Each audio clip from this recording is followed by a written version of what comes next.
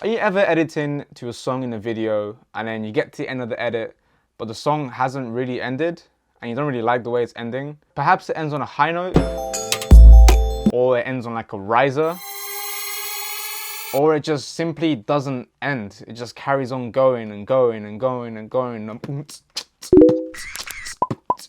So welcome back to DKD21 Media. My name is Camilo, and here we teach you guys how to step up your video production in the simplest and easiest way possible. This is the first episode of a series called Quick Tip Tuesdays, where every Tuesday I will teach you a tip, hopefully it's a quick one, that I know about video production. I think it's just an easier way to get things out on a weekly basis, get it to you, and have something that you can expect every week on a Tuesday. UK time, I don't know when, but it'll be on a Tuesday. If you're new to the channel, consider subscribing because we'll be doing a lot more content like this. And yeah, let's get to it. In this episode of Quick Tip Tuesdays, I'm gonna teach you how to end any song, anywhere, at any time, and make it sound like that it's a natural ending. Here are two examples of me ending a video early when the music hasn't ended.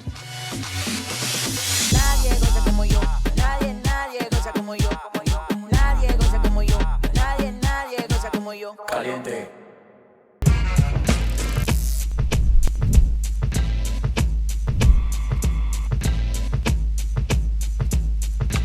So I don't know if you know any of the songs, but those songs don't actually end that early. I'm gonna show you how I managed to do that using a two-step method. Okay, so now we're on Premiere Pro. We're on the timeline of the video I just showed you. Caliente. We have a track, we have some effects, and at the end of it, we have this weird little sequence thing, which has just a massive gap. I'll get into that in a second. But if we delete that and we extend the track, you can hear the following. So this is a really interesting track, obviously electronic Latin American music, and the track just kind of continues. Step one is actually bringing the song end to wherever you want it to end. I really like where the guy goes, caliente. So what I'm gonna do is I just drag it out, cut it right here,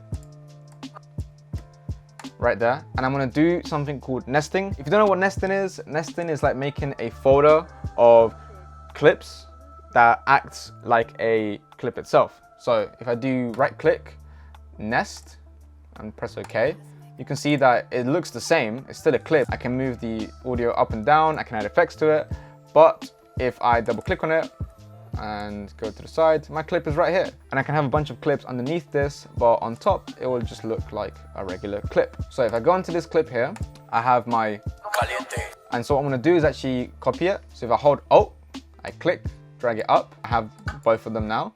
And then what I'm gonna do is actually disable one of them. So right click, I click enabled, it's disabled now.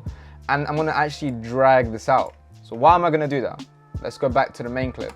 If I go to the main clip, this bit, if I click and drag it out, I can't actually drag it out. So if I add an effect to it, I'll only hear the effect up until the end of the clip. But if I double click on the sequence and I actually elongate it, I stretch it out, and I go back onto the sequence, I can drag this out however far I want. Premiere Pro is registering this as an active bit. So if I want to add an effect to this sequence, it will actually carry on for the length of the clip. Which brings me on to step two, which is to add reverb to that bit of the audio. What reverb does is it actually elongates the last frequency of your audio, and it kind of comes to a natural end. It's a way that we're used to hearing audio, songs, music just naturally end. Very different to just decreasing the audio of it, because that just decreases the gain. This is more like an elongation of the last final tune of the track, which is a nice way to end things. So step two, add reverb to your clip. So what we're gonna do is we're going to search reverb, studio reverb, click, drag it down. Then we're gonna go to edit, presets. I use Great Hall. You can use whatever you want. You can mess with the things. Decay basically elongates how long the reverb is for, so it just lasts longer. The room size basically increases the kind of fullness of the reverberation, and a bunch of other things just kind of clip the frequencies, and you can pretty much play with it however you want. But now you can hear, and you can see the audio just decrease, and it's just a nice natural end. And that's pretty much it. That's how you end a song early on your video. Step one is to find something that's on a down note, find the last bit of the track or a bit that you want to end it and just add it to the end. And then what you want to do is you want to add some reverb to it. So that's pretty much it for Quick Tip Tuesdays. I hope that was a good tip for you. Hope it was quick. If you want to see more videos like this, make sure to subscribe. Hit the like button because it helps us out with the algorithm, and I will see you in the next video.